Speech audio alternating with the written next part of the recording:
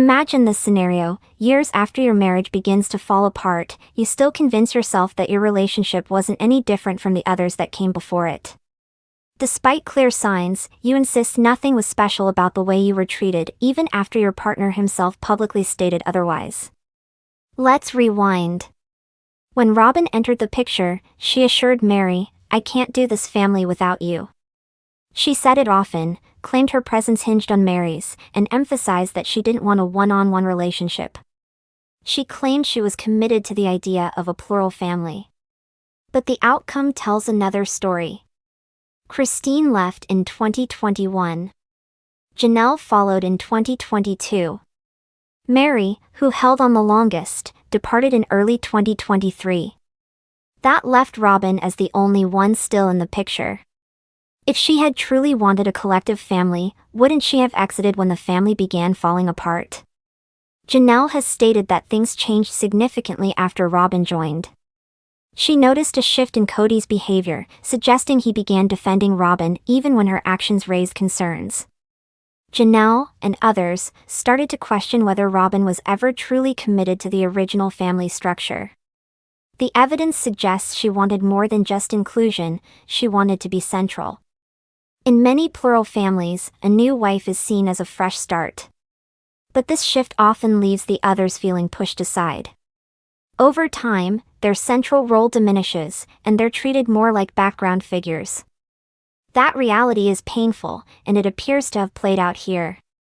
While favorites can emerge naturally over time in plural marriages, in this case, it seemed clear early on that Robyn sought to be the primary partner.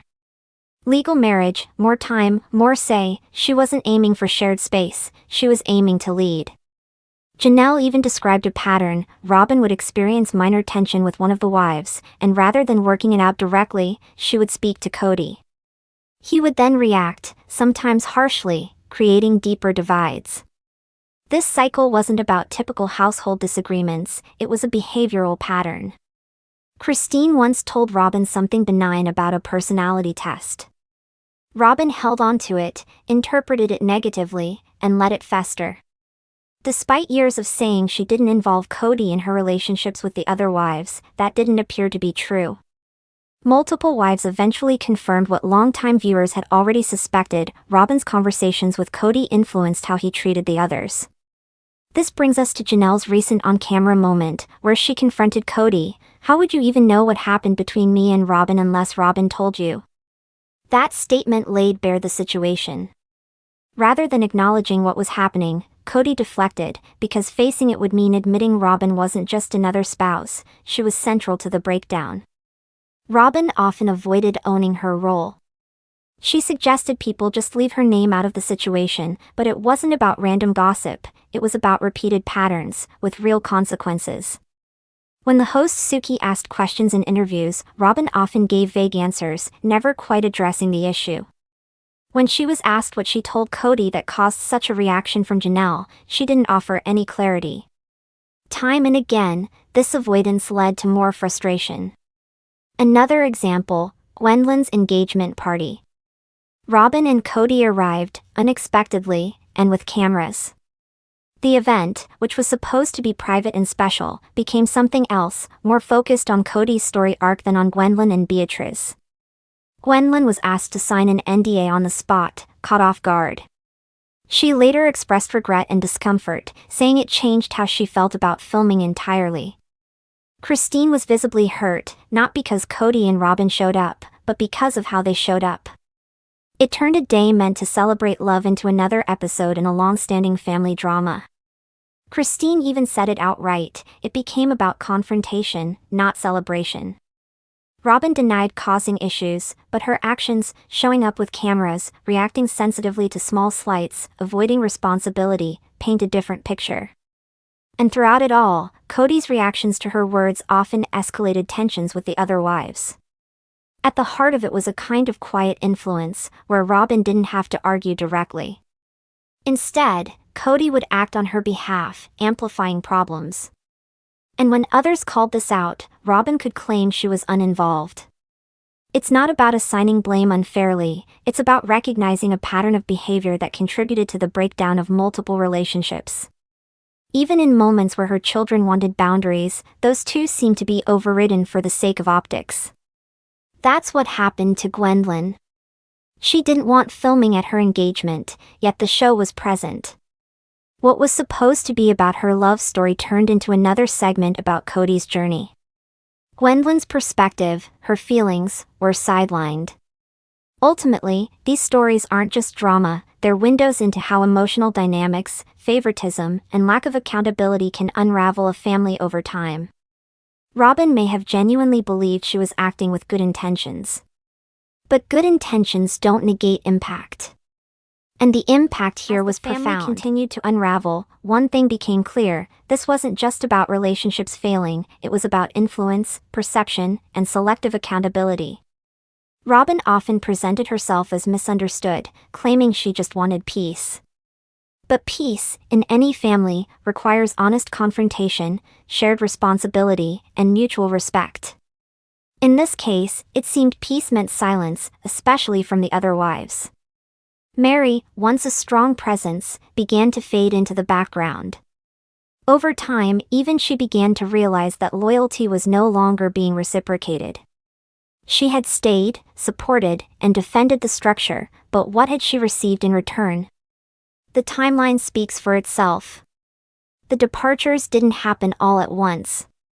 They happened slowly, over time, with each woman trying to preserve what was left before finally realizing they were holding on to something that no longer existed. What's even more significant is how each wife expressed a similar sentiment, that their voices were minimized. Janelle, in particular, described moments when she felt she wasn't being heard, that her concerns were brushed aside. And when she tried to address problems, the conversation always circled back to how it affected Robyn. Christine too had tried for years to fit into a mold that no longer worked.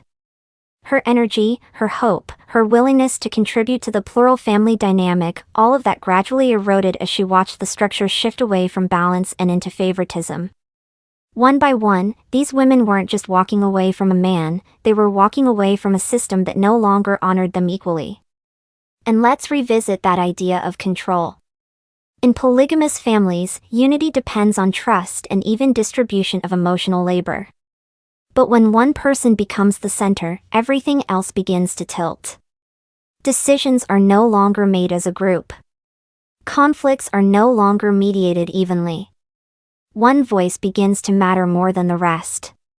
When Robyn became the legal wife, things shifted even more.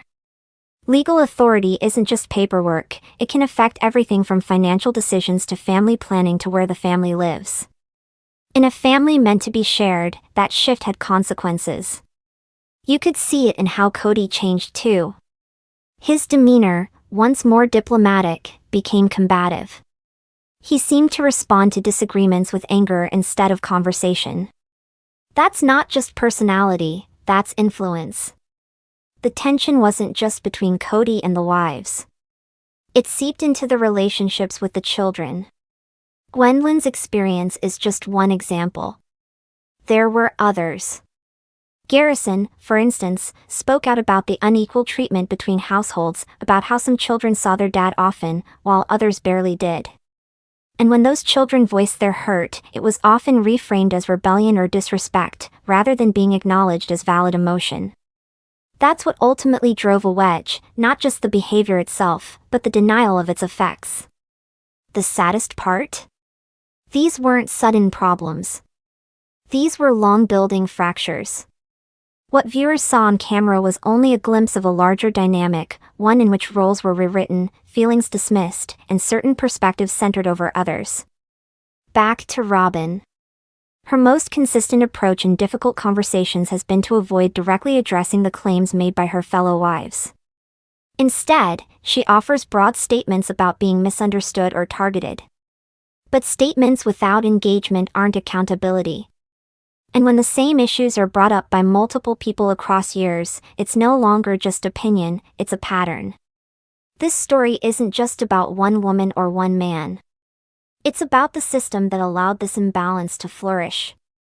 It's about emotional weight being carried unevenly. About voices that tried to speak and were told, implicitly or explicitly, to stay quiet. The plural marriage might have started with a vision of shared love and collective strength.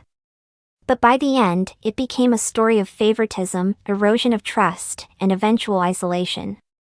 Robyn and Kody may still be together, but at what cost? When no one is left to point fingers at, and the family structure is gone, what remains? Time will tell. But for those who left, Christine, Janelle, and Mary, they're no longer trapped in that dynamic.